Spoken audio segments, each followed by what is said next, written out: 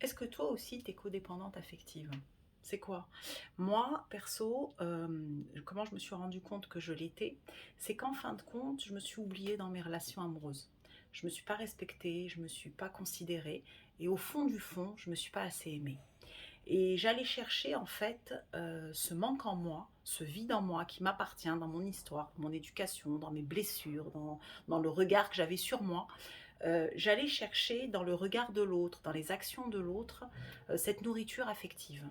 Et du coup, ça donne quoi? Ça donne que tu restes souvent dans tes relations pour des mauvaises raisons.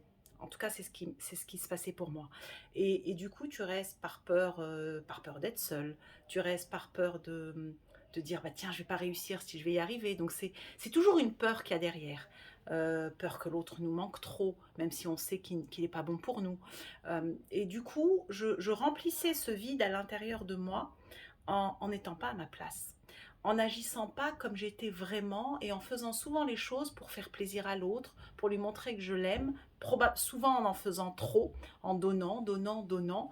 Et en fin de compte, derrière ça, je construisais une relation qui était alors toxique. J'aime pas trop ce mot parce qu'on l'utilise dans tout et n'importe quoi aujourd'hui, mais en tout cas une relation où je m'épanouissais pas, où même je me suis oubliée, où je me suis abandonnée, où je me suis pas respectée. Et le truc, c'est déjà d'oser. Si vraiment cette relation ne va pas, c'est d'oser se dire bah tiens, faut s'arrêter là, c'est pas possible pour moi, c'est pas aussi possible pour l'autre. Hein. Quand on est en codépendance affective, on est deux à jouer cette danse-là, à danser ces pas-là. Et deux, c'est d'aller voir, parce que dans un premier temps, on est en colère contre l'autre, en se disant mais cette personne, mon partenaire, ma partenaire, m'a pas respecté, m'a pas considéré, m'a pas vraiment aimé, m'a humilié, m'a peut-être maltraité, a été injuste avec moi, m'a trahi.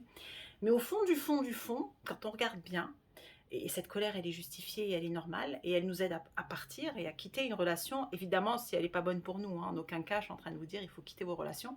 Mais en même temps, ça nous permet de nous dire, surtout quand on rejoue comme ça dans la vie des schémas similaires, moi maintenant, euh, en réalité, c'est moi qui me suis trahie. C'est moi qui me suis perdue. C'est moi qui ne me suis pas respectée en acceptant soit certaines attitudes de l'extérieur, soit de jouer moi certaines attitudes qui me paraissaient, au moment où je le fais, ça me paraissait normal. Parce que derrière, c'est cette partie de moi qui ne se sentait pas assez, qui ne s'aimait pas assez et qui donnait, donnait, donnait, donnait, qui s'est sous-estimée, qui ne connaissait pas sa valeur, qui ne se respectait pas.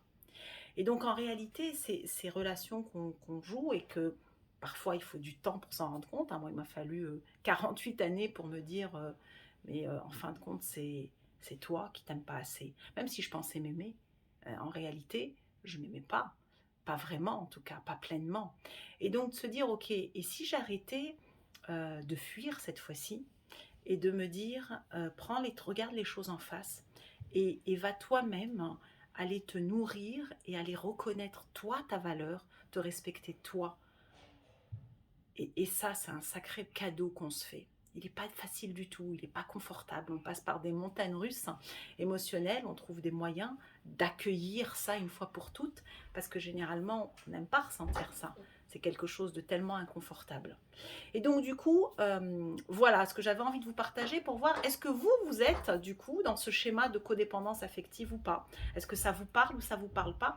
Et sachez qu'il existe évidemment plein de pistes, c'est pas des solutions, c'est pas une baguette magique, plein de pistes déjà, bah, un, en avoir conscience, et deux, se dire, tiens, à partir de maintenant, je m'engage moi, envers moi-même, à me respecter vraiment, à m'accueillir, à m'accomplir, à me nourrir, à reconnaître ma valeur et à m'aimer profondément.